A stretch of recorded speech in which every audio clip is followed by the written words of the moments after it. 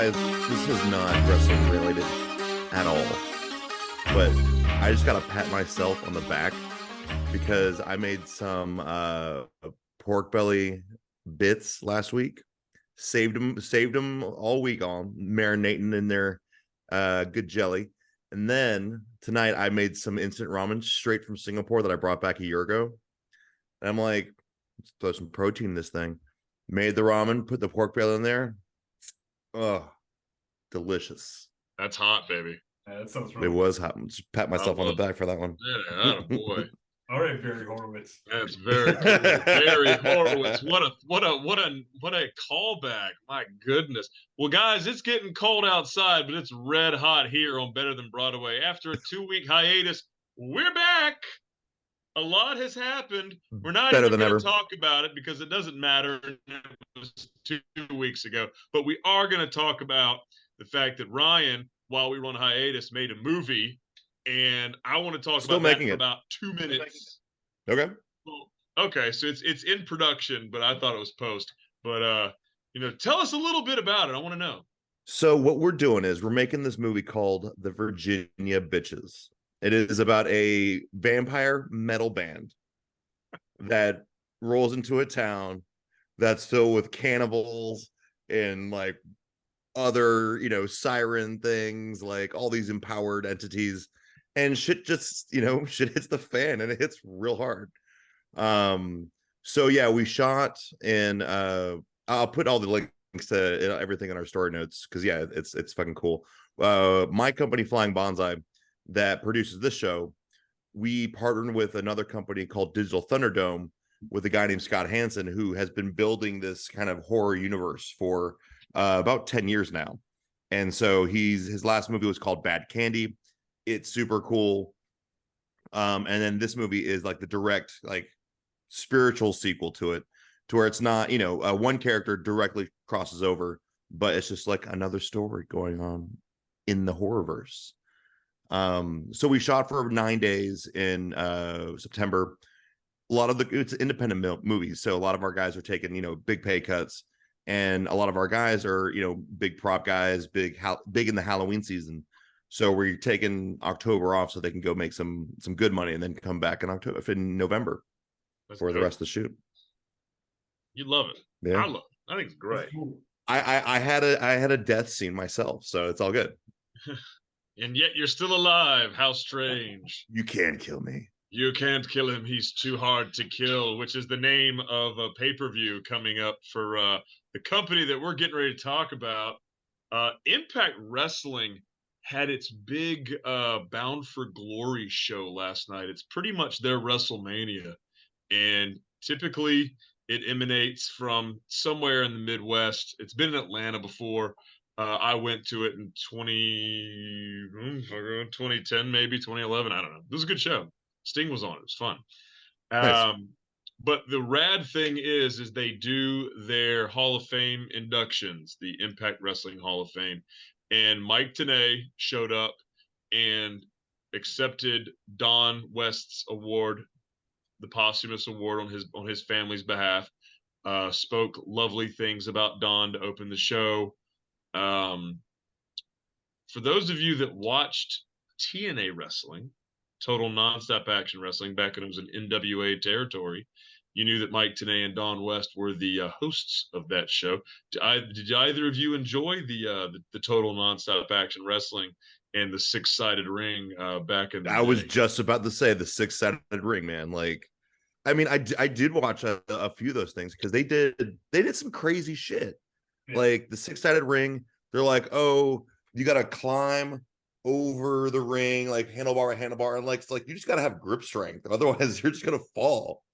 And it's they set themselves apart, and a lot of the greats today came from it. 100%. AJ Styles, Jeff Jarrett, sure Frank tons Kazarian, Jarrett. Jay Lethal. We could go on. Frank, a lot of tag teams like the Young Bucks, which were Generation The New B, Day. the Hardys Well, were no. there.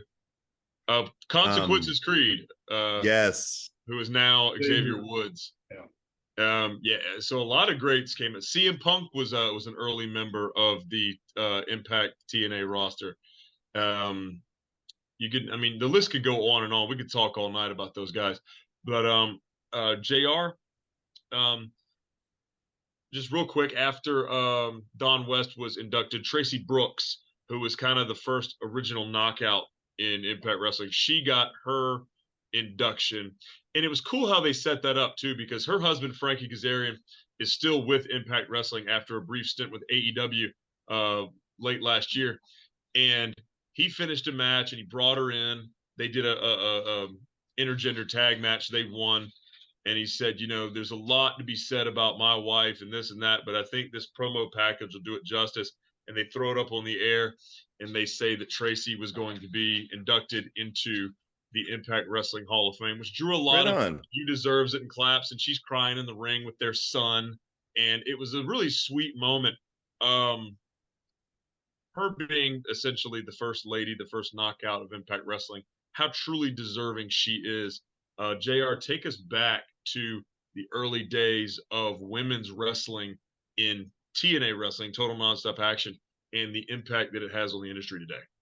A lot of the women cut their teeth there because that was pretty much like, at that time, I think WWE was still doing like bras and panties matches or wedding gown matches. So it wasn't like, if you were a serious quote unquote, the super soaker match, you know, we all wore white, like, okay. Yeah, I hated that stuff. You wanted to be taken seriously as a woman wrestler back then. You went to TNA. Yeah. Despite the name. But despite the name. Yeah, so a lot of them were serious wrestlers before they made it to quote unquote the big show. Absolutely. Back in TNA. So you got pretty good like actual wrestling from the women back then, which was probably underrated and I can't think of the word. Underappreciated. Yep, that's the word. So here we are. We're fast forwarding 21 years later. Tracy Brooks gets her due. Awesome Kong has been inducted. Kia Stevens, Gail Kim has been inducted. So it's really nice to see somebody like Tracy, who was kind of the pioneer of that industry and that division, getting her due. We love to see that.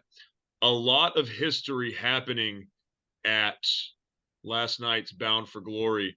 The show emanated from the Cicero Stadium in Cicero, Illinois, right outside of Chicago. I love how they say Chicago, but it's like if they ever do a show in Atlanta, it's in Duluth or Gwinnett, but it's Atlanta. Right. So they always have to put the name of the city that it's closest to, even though Tom Sroka, who's a guest host here, will tell you that it's like 35 miles away from downtown Chicago, but here we are. Well, I mean, Chicago's a pretty big city, man. Like you can, it spreads. Yeah, it's big like butter. Like butter. Well, big matches of the night I want to touch on. The Monsters Ball match made its return, and something that I love about the Monsters Ball match, we had PCO, Moose, Rhino, and Steve Macklin. PCO wins this match by pinfall, and this is the crazy thing. For the Monsters Ball match, it's all of the weapons and the tables, the chairs, the kendo sticks, the barbed wire, and everything. But they, in kayfabe, put these guys in dark rooms. They lock them in dark rooms for 24 hours to make them go crazy, so that they're more violent and more dangerous. And of course, it's a kayfabe thing, but I love we're to cut to the infrared camera of guys. They cut to the infrared cameras, and PCO's in there banging his head against the wall. Moose is sitting there like trying to meditate. Macklin is slamming chairs against the wall, and I don't know what the hell Rhino was doing because I just wasn't paying attention. Well, I mean, like if I imagine if you're in a room, a dark room, there's no toilet, there's no food, you got to pee in the corner, and all of a sudden you don't know what corner you're in, and you're stepping in your own pee. I mean, no, that does sound terrifying, and I'd be very pissed if that happened to me. But JR, have you ever been in a dark room by yourself, no light, no windows, for more than, like, I don't know, 15 minutes? Yeah, I guess going to sleep every day. Yeah. In my bedroom. But I mean, But I mean, at least like you're conscious enough to like go to sleep. But imagine sitting in a room for like hours on end and you can't get out and it's just dark as shit and you don't know, like, I don't know. That kayfabe aside, that sounds spooky, you know. Yeah. But I love the fact that we do a Monsters Ball match at least once or twice a year. Bullet Is Halle Club. Berry involved and Billy Bob Thornton? Well, yeah. Bullet Club are your new Impact World Tag Team Champions after defeating the Rascals in a very delightful match. Chris Bay, they do the Feast or Fired thing every year. Do y'all understand the concept of Feast or Fired? Hey, I think it's where you have to finish the entire Golden Corral buffet in 10 minutes, and if you don't, you're fired. That's 100% right. And then they don't give you any Pepto after that. Yeah. So 4 weeks ago on Impact Television, they have a battle royale match, and there's 4 briefcases on 4 poles around the rings at the turnbuckles, and you got to climb up, grab a briefcase, and 3 briefcases have title matches in them: a tag, a world, and a whatever, and then 1 briefcase you're fired. So the goal is to get a briefcase and pray that you don't get the one where you're fired. Well, Chris Bay and Ace It's Austin, very Deal or No Deal. It's a very Deal or No Deal, but I'm pretty sure they got it from Deal or No Deal, but because the cases are numbered. But Chris Bay won the briefcase, and he had the World Tag Team Championship shot. How convenient! And he and Ace Austin win the titles against the Rascals by pinfall. Very good match from top to bottom. But I love the idea of the Feast or Fired briefcases. It's a takeoff of Deal or No Deal meets Money in the Bank, and I think it's a cool concept. TNA and Impact Wrestling have always had great concept matches, great gimmick matches. So it's like you win the match and then you pick a case? No. So you're in a battle royale. Okay. And you have to, subdue your opponent or throw them out of the ring, and then you climb up and try to grab a briefcase without someone taking it from you. Like, you're stopping these people. Think about steel pipe on a pole match or chain on a pole match. Once you get the chain, you get to use it against the opponent. Right. It's the same idea, except it's Money in the Bank and it's Deal or No Deal, and there's 4 cases. So I mean, it's a cool match. I mean, it's a really cool gimmick, in my opinion. I like Impact Wrestling and their King of the Mountain and their gimmick matches and stuff. But anyway, I'm going to circle back to a match in a little bit, but I want to talk about Jordynne Grace winning the intergender Call Your Shot gauntlet match. She's the first woman in Impact Wrestling history to win. She eliminated Bully Ray last to win this match.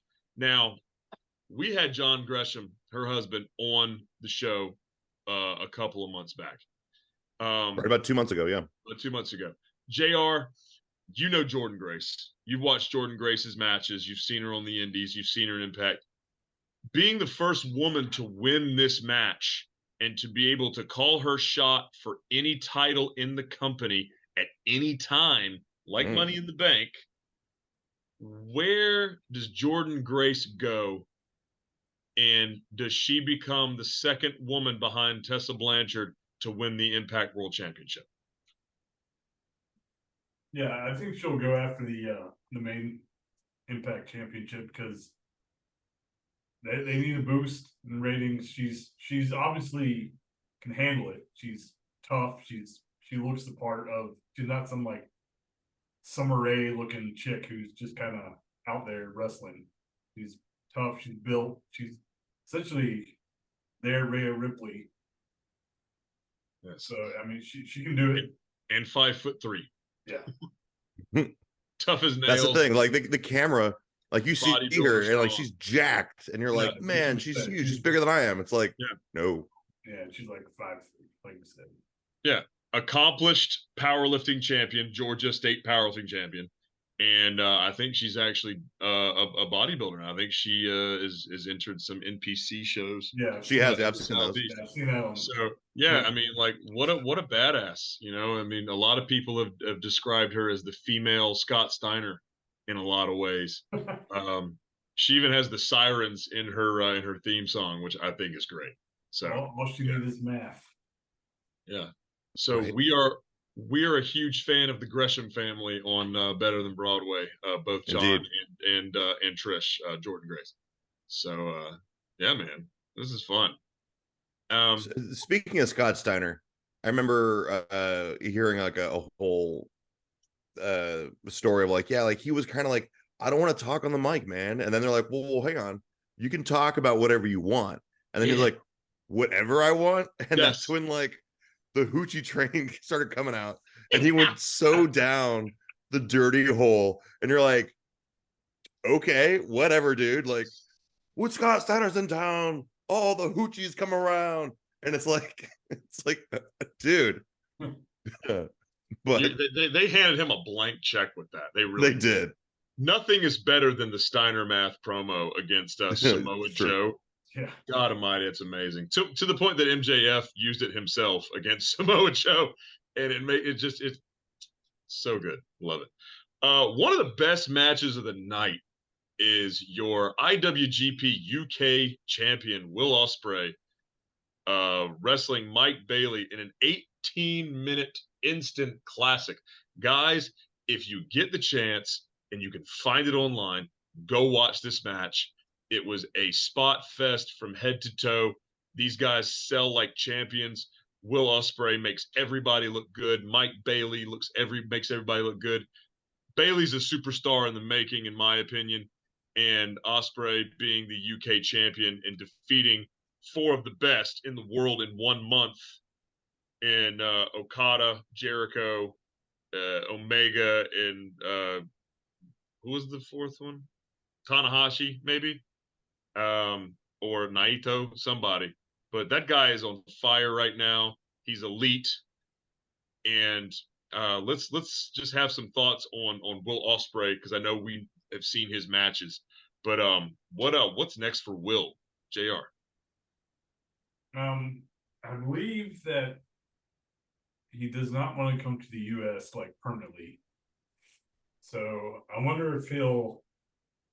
And Tony Khan has that.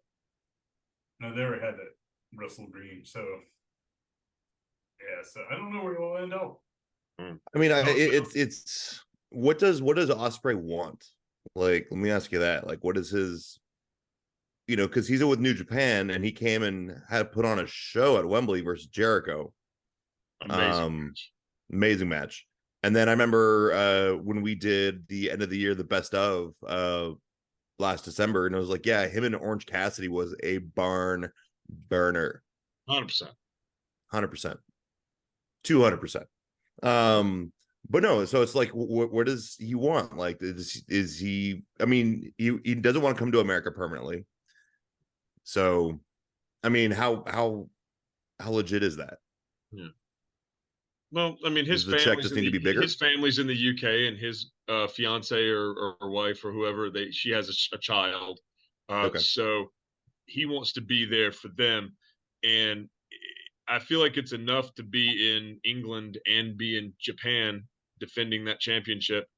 But I mean, a wrestler's schedule, as we know, is very rigorous. I mean, we've got some friends of the show that are going over to Japan this week to wrestle a tour, and there are the bangers of matches, and we'll cover those after the conclusion of those matches.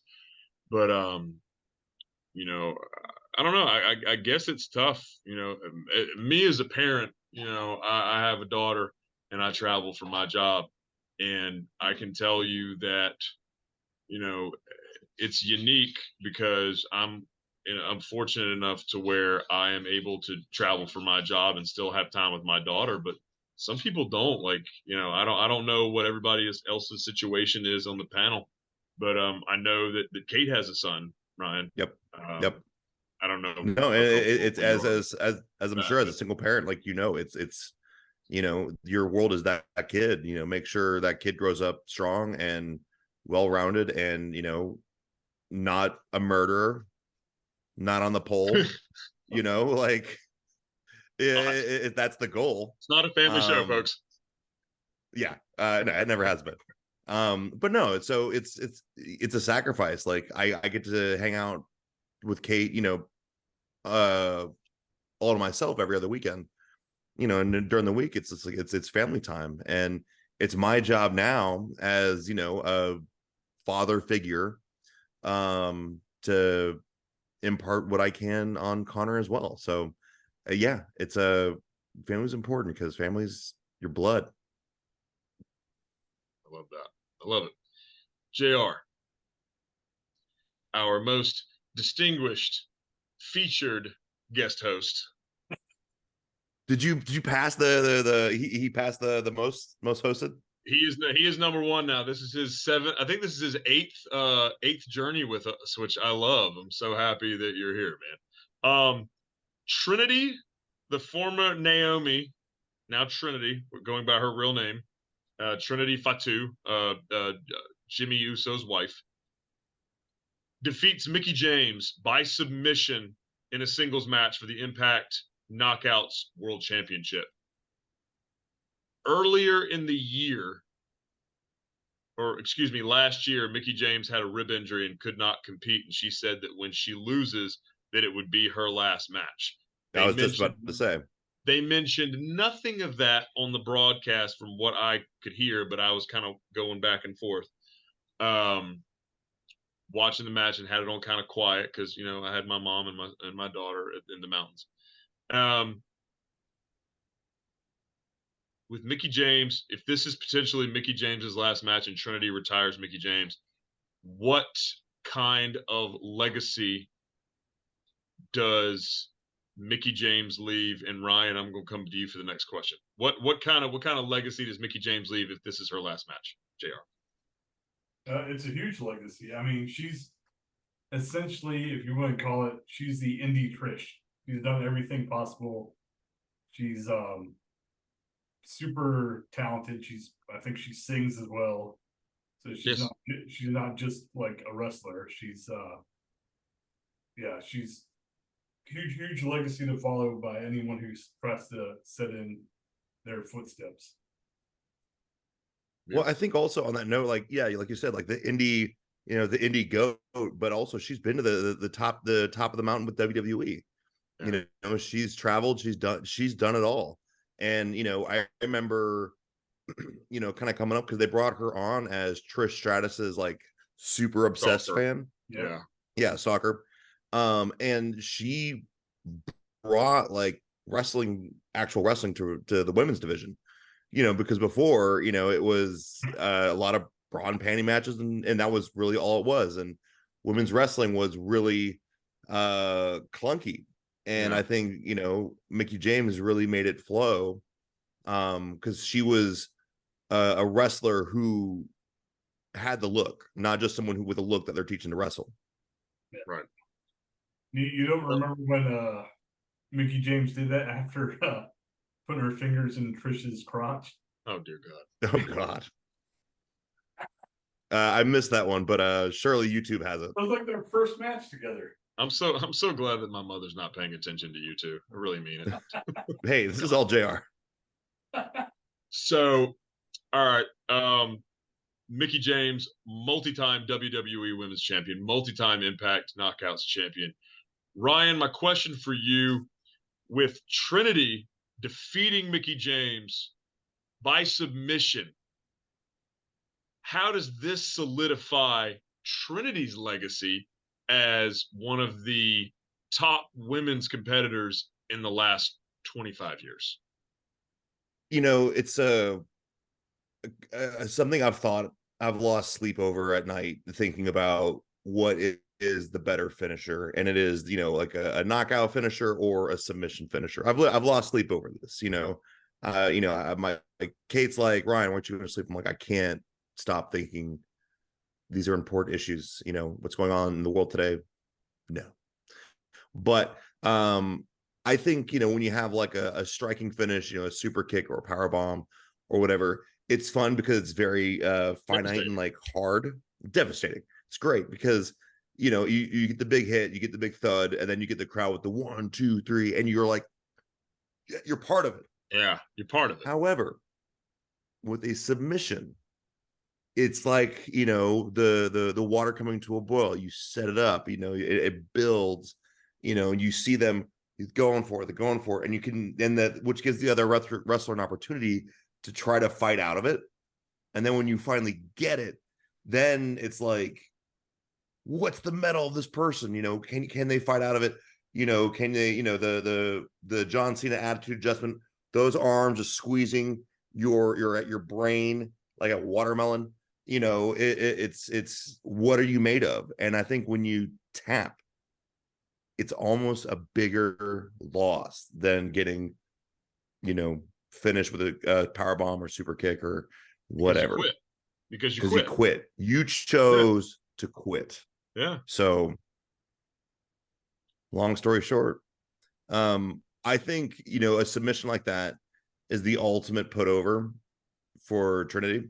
Yeah. From the legend Mickie James. Yeah. You know, Mickie James has nothing left to prove. If she wanted to sit back and be an executive, more power to her.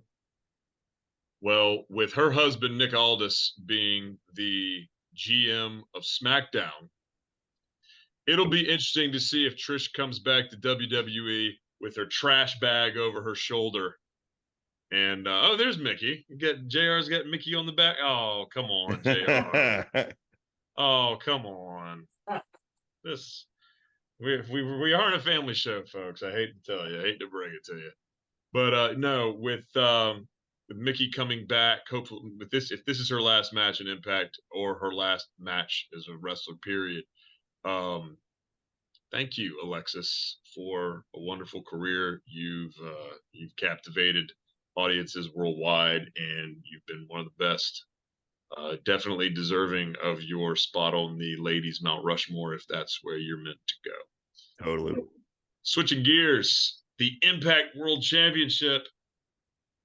Alex Shelley, who did we think we were going to get this far with Alex Shelley? He's been champion for 6 months. That's good for him. Well, okay. Hold on a second. Good for him. Good for him. But I feel like, and this is a world title conundrum across the board with all the companies. Maybe it's been 3 months, but still, it's been a while. But it's like, okay,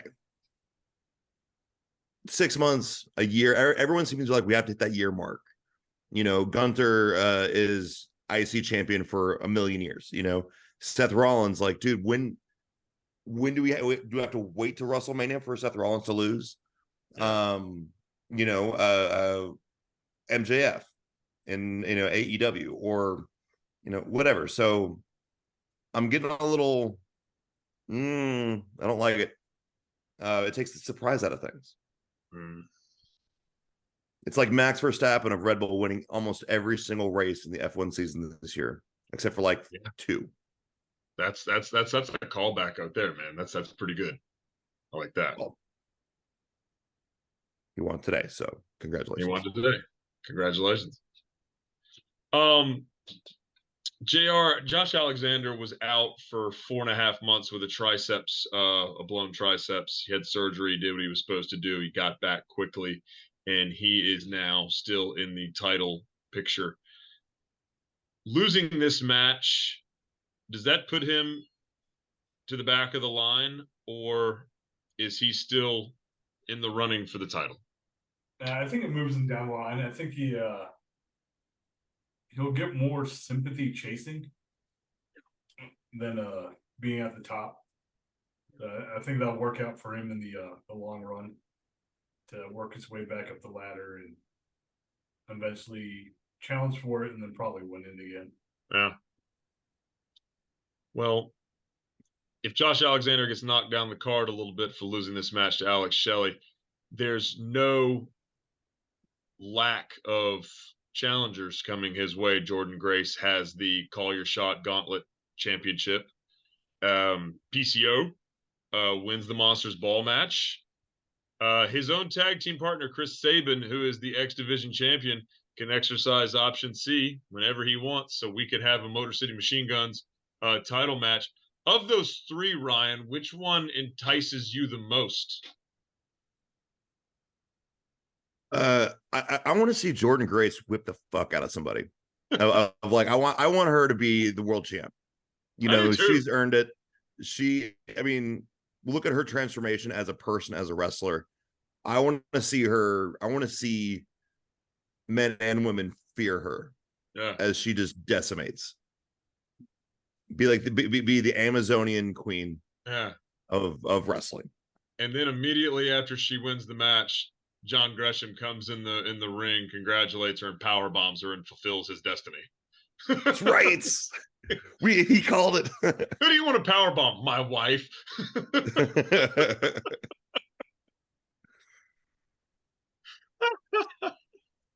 Not what I was expecting. Not what I was expecting from that. I was like, yes, that's the answer I wanted to hear. Oh, got to give the people what they want. So good.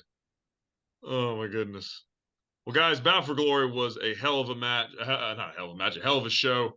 And at the end of the show, oh my goodness, everything's done. The promo cuts, and they're out in the woods, and Kazarian's in a lake pulling a big old box, like a big red and black wooden box out of the woods here.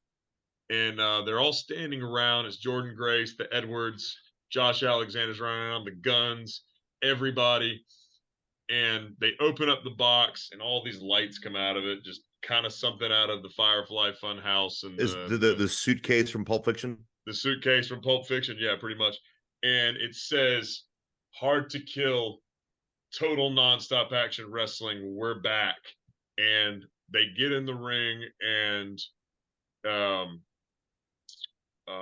gosh, what's his name? I'm so sorry. All the workers are in the ring, pretty much the mainstays of the TNA days, and a couple of the new people. And then Scott D'Amore, who's the current president of Impact Wrestling, gets on the mic, says, "We're back," and he throws it on the ground, and they're all cheering, and everybody's screaming TNA, TNA, TNA. It goes off the air. They do the promo for Hard to Kill in January. It's an exciting time to be a wrestling fan because the evolution of the business and the constant state of, we want to be better, we want to entertain you better, we want to show you why our product is good and why you should love wrestling. And I'm stoked to have Total Nonstop Action Wrestling back. JR, do we get 6 sides? Do we get a 6-sided ring? Is it coming? What do you think? What do you think about TNA being back? Yeah, I think they have to go with the 6-sided ring. I hope so. They have to get viewers back in. The best way to do it is like, we're different. We're not just the same cookie cutter stuff that you're seeing on Mondays and Wednesdays and Fridays and Saturdays. We're something different. So. 100%. Yeah.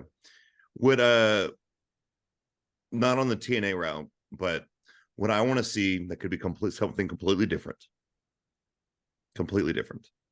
is, now that the UFC and the WWE are now one, I would like to see UFC fights with WWE rules. So like, if you're getting submitted, if you can scramble to, if you're actually like getting choked out, you scramble to the rope and they gotta let go. You know, if you can roll out, like they have, like, you can get a chair and hit somebody. You know, this could be top of the cage. yes. You know, I mean, it would be insane and people would die. But I mean, come on, we're Americans. That's what we want, right? Like, we want basically the Coliseum with Russell Crowe fighting tigers and a dude with a metal mask. Just make it happen. Come on. You got you want to fight? Hey, yeah. Russell Crowe. The South Park episode. Lord of mercy.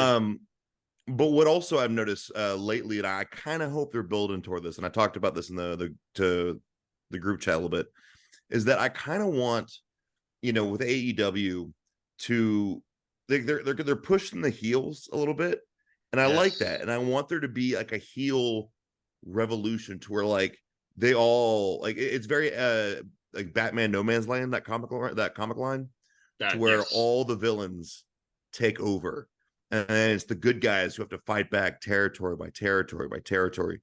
So it'd be so cool if like all the heels in AEW teamed up. There's one giant NWO faction, and like nobody could get anything happening.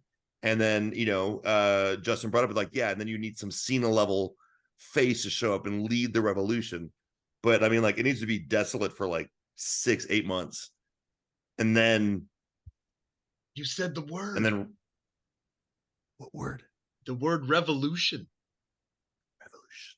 It's an AEW. What about Revolution? A Revolution is an AEW pay-per-view in December. There you go. And in 2024, it's going to be Sting's last match. Like, for reals? Yeah. He's not Ric Flair, okay? He's Steve Borden. He's totally retiring. He's not a liar. Woo! Right. Woo! But no, I think that'd be an awesome concept. That'd be so badass, man. That would be so much fun. Jesus. Just a hero's finish. And then they win the match and he's worn out and they just carry Sting out of the arena on their shoulders. Right. Like Gladiator, like Russell Crowe in Gladiator, like Max. Like Spider-Man in Spider-Man 2. Who wore it better? Tobey Maguire Spider-Man. Who wore it better? Maximus, Gladiator. He wore it better than Spider-Man. Just saying. That's fair. Guys, but that's what I want. Guys, good show. We love talking about Impact Wrestling. On a side note, did you see that Billy Corgan actually landed a TV deal for NWA? Yes. Oh my God. Thank you for bringing that up. Please, the floor is yours, JR. Go. Tell us about it. All I know is that I believe it's on Ion now, and then he's supposed to have a reality TV show as well. Amazing. So 2 different shows. Yes. Billy who? Corgan? Billy Corgan, the owner of NWA. Smashing. Oh, not Smashing Pumpkins. Oh, okay. Same guy. Same team. Yeah, same guy. Yeah, he's owned it for what, 2-3 years now? Oh, longer than that. Probably like 6. Okay, 6. Okay. I had no idea. Yeah. So Billy Corgan bought the rights to National Wrestling Alliance about 6-7 years ago, and they've been on YouTube with Power and a lot of their pay-per-views and things like that. They've had some pay-per-views on Fight TV or one of those. I think it's Fight TV. Yeah, it's Fight TV. And so anyway, yeah, they've got a TV deal. I cannot remember if it's Ion Television or if it's the CW, but it's one of those two. The big thing is going to be having it come on at the same time on all the affiliates versus having it coming on at sporadic times, because the way Ring of Honor did it is they were on Bally's for like the last year and a half of their deal for the Sinclair Broadcasting. Well, it would come on at like 2 a.m. after sports was over. It'd come on at 11, come on at 10, it'd come on at 9 a.m. So there was never really a set time, and it killed the ratings. I mean, there was no way to say, well, it's doing business. So hopefully they're going to have a dedicated time slot for themselves nationwide, because having a 5th wrestling show on during the week, whether it's on the weekend or whether it's during the week, is good for the fans. The fans only win when they have more wrestling to watch. Yes. Ryan's like, holy shit, I've got to watch another 2 hours of wrestling a week. Damn it! He's frozen in fear. Look at him. The look of concern on his face. The concern on the man's face. It will be interesting to see what time they choose. Either he is the best. Oh, he's gone. Damn. Okay, so that was funny for all of 8 seconds. I was like, man, if he's frozen in fear, that is like the best. That was the best like fear face ever. Like, he's not moving. Sorry about that. Like, damn it, I gotta watch 2 more hours of wrestling a week. I mean, Rob, I'm gonna make that your new screenshot. I've already got the same one. I've got the one where I'm like this. Yep. That's a Paul Bear like this right there. Take as many screenshots as you want. I don't care. You know me. I don't give a damn. Yep. Oh man. Well, guys, great show tonight. We'll call it for the evening. But we next week we will give you the preview for the yearly show in Saudi Arabia, WWE's Crown Jewel. Currently 4 matches on the card, all for championships. Rollins McIntyre, Rhea Ripley in a 5-pack challenge with Nia Jax, Shayna Baszler, Zoe Stark, and Raquel Rodriguez. Roman versus LA Knight, yeah, and Rey Mysterio versus Logan Paul, fresh off his win of a boxing. He was boxing in somewhere a couple of weeks ago, and he decided he wants to win the U.S. title. So, hopefully that won't happen. But it is WWE, and they love the celebrity publicity they can get. And Logan Paul's damn talented, so maybe he will. But we will cover that next week for you guys. Final word, Chef. Jeff is frozen again. Ryan is frozen again. Well, Hollywood, I'll give you the final word. Yeah, it should be interesting crown jewel. Logan brings the ratings, He does. Yeah, so say what you want about that guy, but he brings the viewership, and he's a pretty talented guy in that ring. I can't take anything away from his prowess inside a squared circle, whether it's boxing or wrestling. Pretty damn impressive. Yeah. Yeah. Will it be his first time in Saudi Arabia? I don't know. I think he worked Roman there, right? I think he did work the world title in Saudi Arabia last time. I don't remember. Yeah, I think you're right. Against Roman. But that sounds right. Let me pull up the results from the 2022 Crown Jewel. The promotional poster did feature Roman and Logan Paul, and the production was results. And you're looking at Roman Reigns defeating Logan Paul by pinfall in a 25-minute match. No, okay. So eight matches on that card. So yeah, it's pretty great. Well, that's our show. Ryan has told us that he has lost internet.